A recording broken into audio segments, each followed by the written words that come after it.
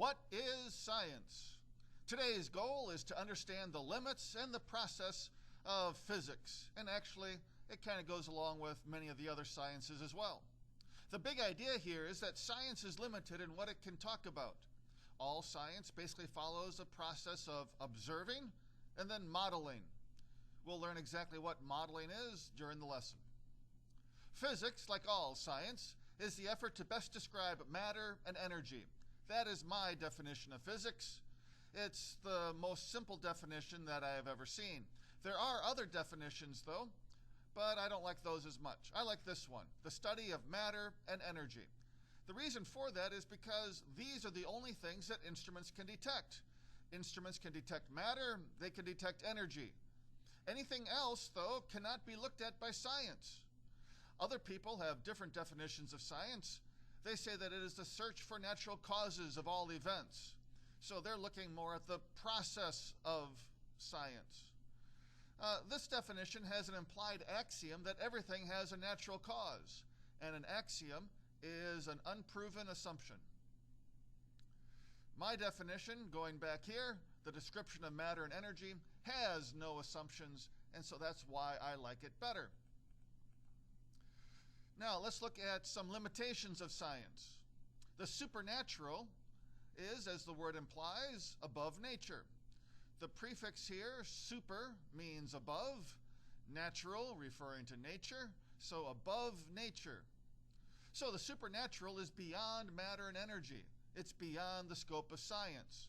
We don't have any kind of instruments that measure anything that's not matter, or if it's not energy, instruments cannot detect it, so a scientist cannot study it.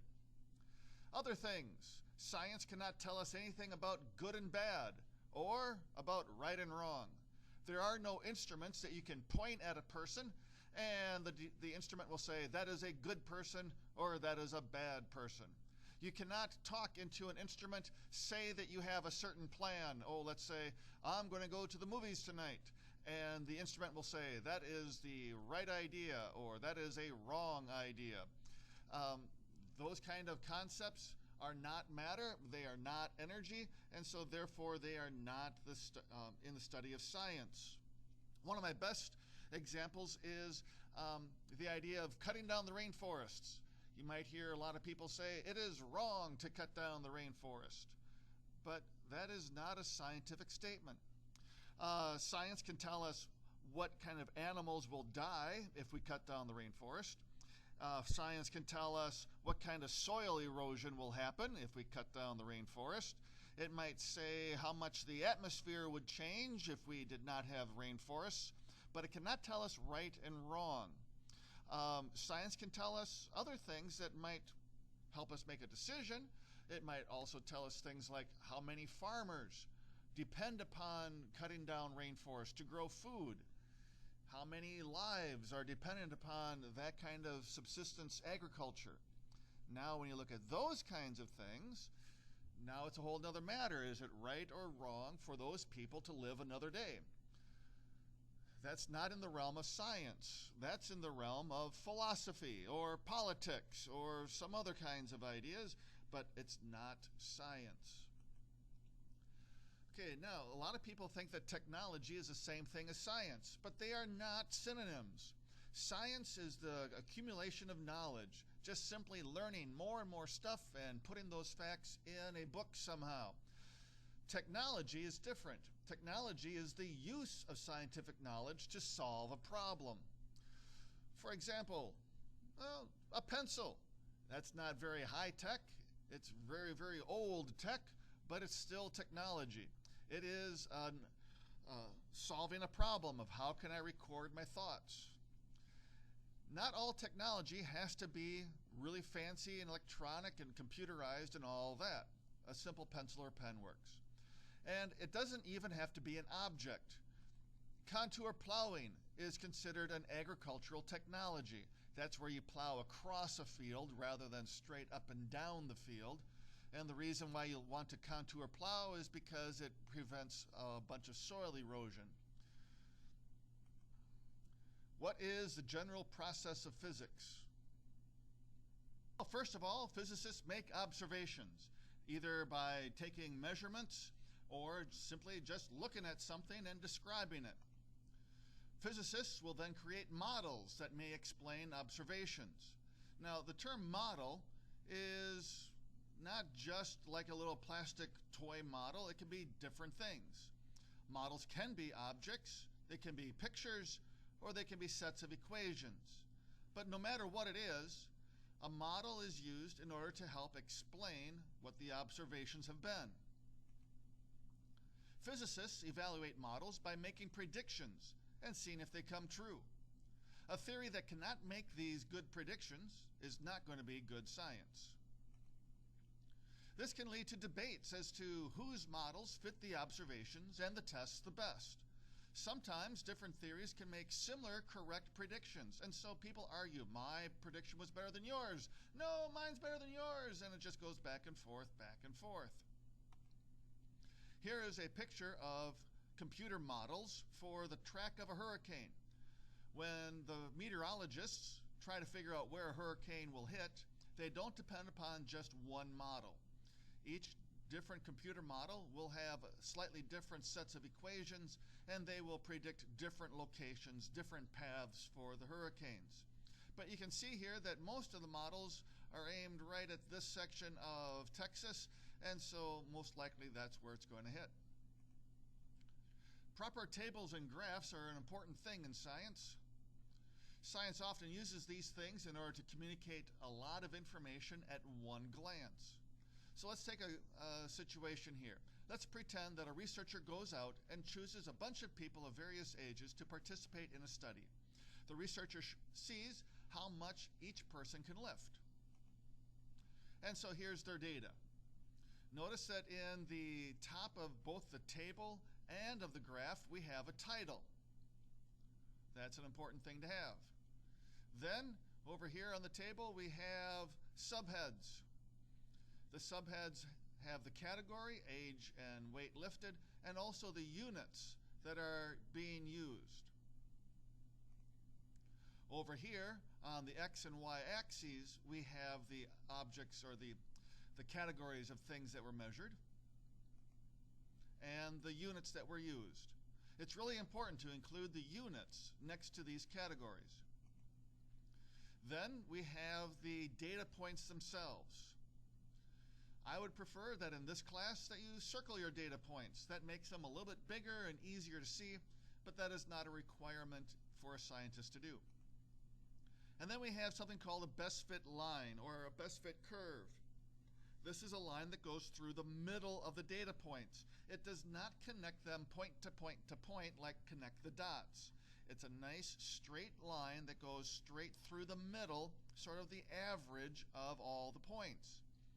If it's a curve, hopefully it's going to be a smooth curve with one kind of a turn, one shape, not squiggly all over the place. At the bottom, we have here all the ages, and please notice that they are spaced evenly. Each one of these lines here means 1 year.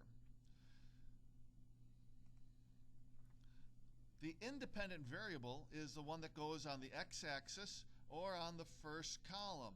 We call it independent because it could be absolutely anything that the researcher wanted.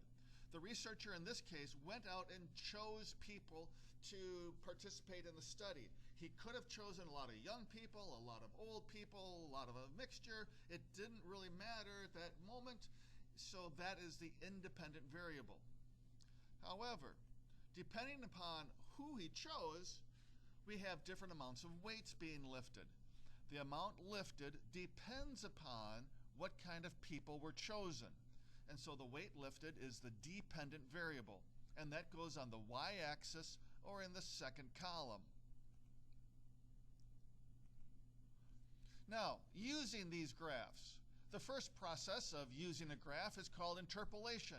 That's when you estimate data points within the known data ranges. For instance, over here, we had a data point for somebody who was 7 years old and another data point for somebody who was 9 years old. We could estimate or interpolate how much an 8-year-old could lift, and would go up here and then go across and would see that that'd be in the low 30s, 32, 33, something around in there. That is called interpolation. Extrapolation is very, very similar, but we're going outside of the data points, not between. So again, going back to our graph here, I could extrapolate how much a 4-year-old could lift. So here's 4 years old, I go up, and I'd estimate, right about there, going across, so that looks like about 13 pounds. That's extrapolation. Interpolation can be done most often. Interpolation can always be done if there is a continuous change between the data. This can be done with continuous data such as plant growth. A plant continuously grows throughout its life. Well, I take that back. As it grows from being short to being tall, it gets all the numbers in between. That's called continuous data. It cannot be done with discontinuous data, such as attendance at a football game. Let's look at these two situations. Here are sample graphs. At the top I have the plant height and the time and days, and we see it for different days it's growing higher and higher. Well, here at this data point it is 2 inches tall about, and here it's 3 inches tall. We know that between these two times it grew to be absolutely every single height between 2 and 3 inches. It could not skip over being 2.5 inches tall. At some point it had to be 2.5 inches. And so that's what we call continuous data, and we can interpolate there pretty well. At the bottom here we have the attendance figures for a football game. At the first football game there was 1,000. At the second we don't have any data. At the third football game it was about 2,500 people, and a fourth football game about 3,000. Now we could not interpolate here and say that the second football game had about 1,800 people at it. We just don't know. It could be absolutely anything that is discontinuous. Another aspect of this is that there is no such thing as a 1.5 football game. It's either the first football game or it's the second football game. There's nothing in between. So that's discontinuous as well. Extrapolation can only be done if you know that the patterns continue. This can sometimes be done only for small ranges and sometimes for larger ranges. There is sometimes a great deal of debate as to how much of a range can be done. So again, here is the age of some people, the weight that they could lift, and let's pretend that this is for 4-year-olds and this is for 8-year-olds. We could use this graph to extrapolate for a 9-year-old and maybe a 10-year-old, but then we have some growth spurts happening. We have adolescents coming in, and so that might cause the weight to be lifted to be jumping way up high. So extrapolation is a little bit tricky. If we drew a line here, we could not say then that a 100-year-old person way down here would be able to lift this much weight because this pattern does not continue. Think about these ideas, these questions, and write down your response in your packet.